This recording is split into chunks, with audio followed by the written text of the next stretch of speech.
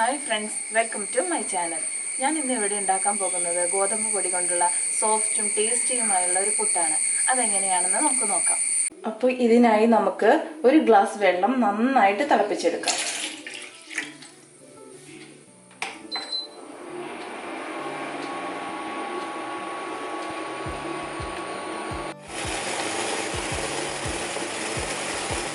അപ്പോൾ നമ്മുടെ വെള്ളം നന്നായി തിളച്ചിട്ടുണ്ട്. ഇനി നമുക്കിത് ഓഫ് ചെയ്യാം. അപ്പം ഞാൻ ഇന്ന് 1 കപ്പ് ഗോതമ്പ് പൊടിയാണ് എടുത്തിരിക്കുന്നത്. നമുക്കത് ബൗളിലോട്ട് ഇടാം.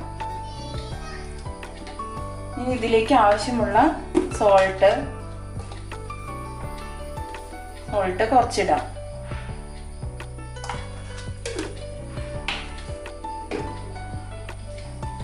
ഇനി ഇത് നമുക്ക് നന്നായിട്ടൊന്ന് മിക്സ് ചെയ്യാം. ഇനി ഈ തിളപ്പിച്ച് വെച്ച വെള്ളം നമുക്ക് കുറേശ്ശെ ആയിട്ട് ഒഴിച്ചു കൊടുക്കാം.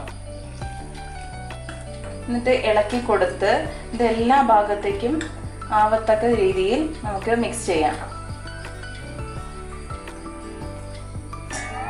കുറച്ചും കൂടി ഒഴിച്ചു കൊടുക്കാം.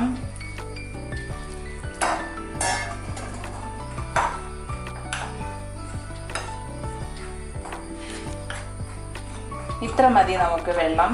ഇനി വെള്ളം ചേർക്കണ്ട. നമ്മൾ 1 ഗ്ലാസ് വെള്ളമാണ് എടുത്തെങ്കിലും നമുക്ക് അത്ര തന്നെ ആവശ്യമില്ല. ഇതൊന്ന് മിക്സ് ചെയ്യാനുള്ള വെള്ളം മാത്രം മതി. ഓക്കെ, ഇതിപ്പോൾ മിക്സ് ആയിട്ടുണ്ട്. ഇനി നമുക്കിതൊന്ന് തണുക്കാനായിട്ട് വെയിറ്റ് ചെയ്യാം. അപ്പോൾ നമ്മുടെ പൊടി നന്നായിട്ട് തണുത്തിട്ടുണ്ട്. ഇനി ഒരു ജാർ എടുക്കാം. നമുക്കതിലേക്ക് കുറച്ച് ഗോതമ്പ് പൊടി ഇട്ട് കൊടുക്കാം. ഒരു 2 സ്പൂൺ ഗോതമ്പ് പൊടി ഇടുക. എന്നിട്ട് നമുക്ക് ഇതിന്ന് കുറച്ചെടുത്തിട്ട് ഒരു 2 സ്പൂൺ ഇതും ഇടാം.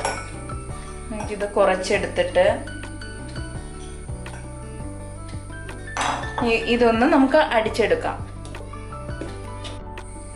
ഇനി നമുക്ക് ഇതൊരു ബൗളിലോട്ട് മാറ്റി കൊടുക്കാം. ഇതുപോലെ തന്നെ ഈ പൊടിയെല്ലാം നമുക്ക് അടിച്ചെടുക്കാം.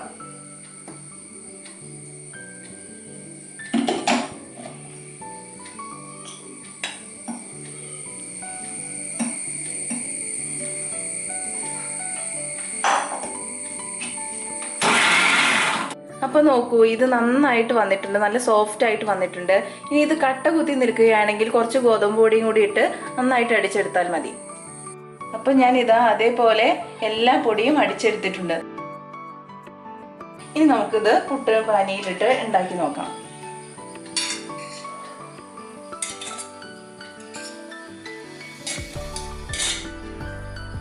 പുട്ട് അടുപ്പത്തേക്ക് വെക്കാം.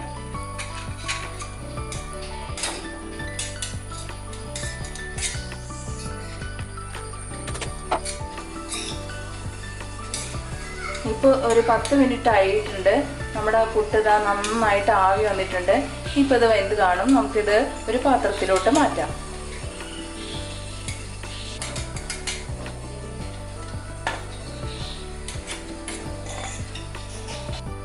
അപ്പോൾ ഇതാ നമ്മുടെ പുട്ട് നന്നായിട്ട് നല്ല സോഫ്റ്റായി വന്നിട്ടുണ്ട്.